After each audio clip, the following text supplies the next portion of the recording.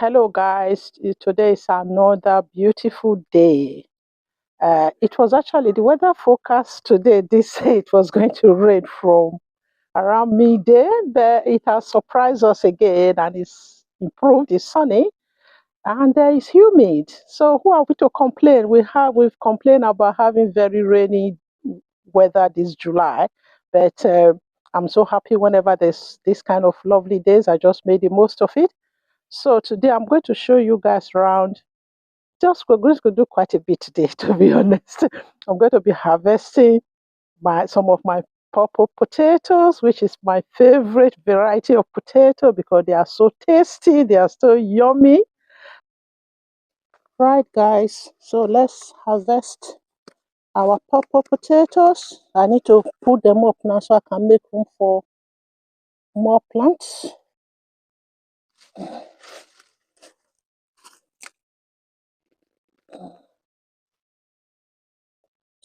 Stock is out.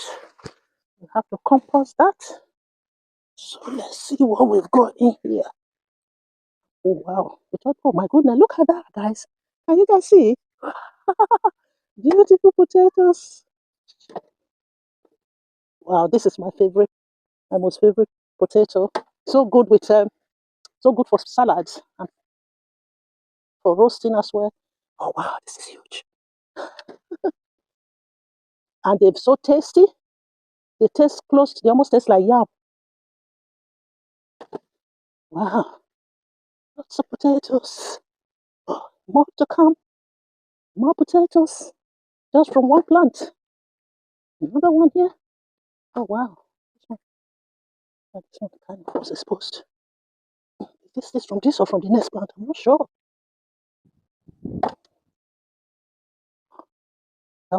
This one might be from this plant. This plant. Wow, that's beautiful. Big, good harvest. Let's just try and take a bit more. Because sometimes, because it's purple, oh, wow, see, there's another one here. Right, guys, let's just do the beetroot as well while we're in the mode of harvesting so that we can make room for new crops. My goodness, look at that. That's a different color of beetroots from the one we harvested last time. Okay, that doesn't look big enough yet. Right, see this one.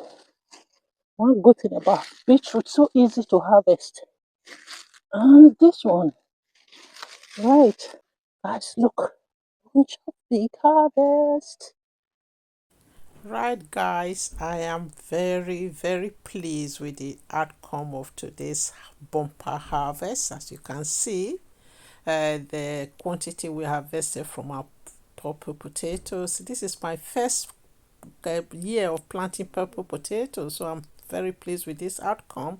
And this is not all year, this is just about less than half of the crops, and actually solely from about 5 plants of potatoes, and which was just planted from tiny 5 seedlings of potatoes.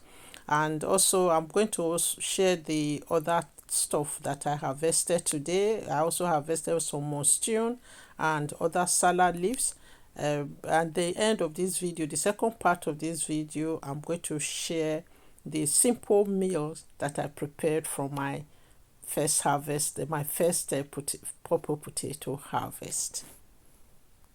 Look at that. Another beautiful, colorful bumper harvest from my garden. That is from the seed sowed by more. Watch and nurture to grow in a couple of weeks. And now to my dinner plate. This is the amazing rainbow color of beetroot that I harvested from my garden. The taste and the satisfaction of just having this amazing color on my plate is just priceless. And the thing is, it's hard to get this kind of color in a supermarket or grocery shop. So this is part of the joy of planting your own crops. Hey guys, due to poor lighting, I'm not going to be able to show the whole process of preparing this meal. However, I just share a little bit. I've chopped up some of my purple potatoes. Then now these are the veggies. This onion is from my garden. Then those are the monsoon and the sugar snap peas chopped up. This is the leafy part of the beetroot bulbs, and the stalks will be cooked in another meal. And these are stalks from my onions as well. So right, I'm going to stir fry this in coconut oil and spices, and maybe just a piece of chicken from my already prepared sauce. Anyway, I'll show you guys the finished product. The potato is currently boiling, so I'm just going to stir fry this. Just a quick, simple meal. Yeah, hey guys, this is the finished product, the purple potato with the stir fry veggie and a piece of chicken. Then I boiled the potato with a bit of pink Himalaya salt, then the crushed chili and this peri peri seasoning. Then I stir fry the vegetable in a little bit of coconut oil and the same seasoning. So it's really very simple meal, quick and simple, but taste divine, taste amazing.